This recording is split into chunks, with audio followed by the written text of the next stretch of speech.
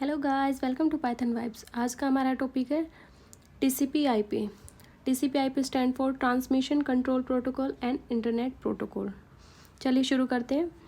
It is a set of standardise rules that use a client server model of a communication in which user और a machine a client request a service by a server in a network. देखिए TCP/IP जो है हमारा client server model, जो client server architecture है उस पर काम करता है। मतलब जो क्लाइंट है वो रिक्वेस्ट करता है सर्वर को, और जो सर्वर है वो उसके रिक्वेस्ट को फुलफिल करता है। ठीक है, नेक्स्ट है the IP address ensure that each computer और a node connected to the internet is assign an IP address. देखिए IP एड्रेस क्या इंश्योर करता है कि हर एक कंप्यूटर को ही हम नेटवर्क में नोड बोलते हैं। हर एक कंप्यूटर और नोड जो कि इंटरनेट से कनेक्ट है उसको एक IP एड्रेस असाइन होना चाहिए। ठीक है, उसका एक IP एड्रेस होता है which is use to identify each node independently या यूनिकली, जो कि उसको हर एक नोड को यूनिकली आइडेंटिफाई करता है। ठीक है, it can be considered to be adhesive that hold the whole internet together. TCP ensure that the message और data is broken into small chunks. देखिए TCP क्या करता है, जो मैसेज होता है या डेटा होता है उसको हमारे स्मॉल चंक्स में डिवाइड कर देता है, या स्मॉल पार्ट्स में हम कह सकते हैं, स्मॉल चंक्स में डिवाइड करता है जिनको हम पैकेट्स बोलते हैं। ठीक है,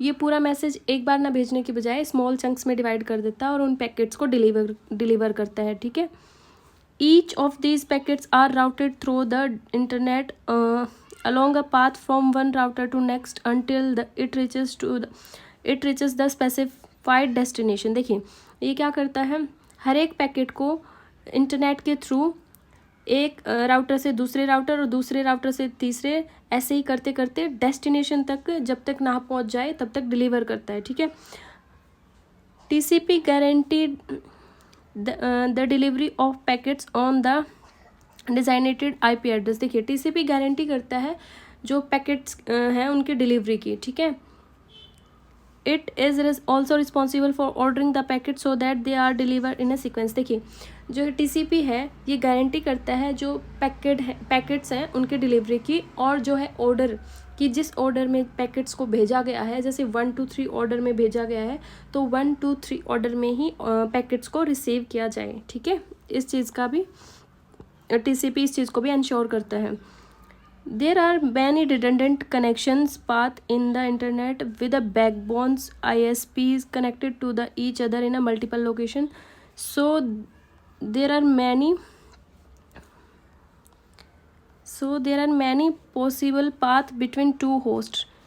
देखिए ये क्या कहना चाह रहा है कि जो इंटरनेट है उस पर बहुत सारे रिडंडेंट पाथ, मतलब बहुत सारे एक जैसे पाथ, बहुत सारे डुप्लीकेट पाथ अवेलेबल है, मतलब more than one path available है एक जगह से दूसरी जगह अगर हमें डेटा भेजना है तो। ठीक है, मान लीजिए 2 पैकेट्स भेजने हैं हमें। ठीक है, एक जगह से दूसरी जगह पे 2 पैकेट्स को भेजना है हमें। ठीक है, 2 packets of the same message can take 2 different routing depending on the congestion and other factor is different possible router। देखिए 2 पैकेट्स हैं हमारे पास, दोनों में सेम मैसेज है और हमें एक जगह से दूसरी जगह भेजना है। ठीक है, तो दोनों डिफरेंट पाथ चूज़ करेंगे। एक कंजेशन पे मतलब एक तो कितने पॉसिबल पाथ होते हैं ये देखेंगे हम, दूसरा कि किस में कितना ट्रैफिक है, लॉन्ग रूट है, शॉर्ट रूट है। ठीक है, ये डिपेंड होता है कि हमें डेटा फास्ट भेजना है। ठीक है,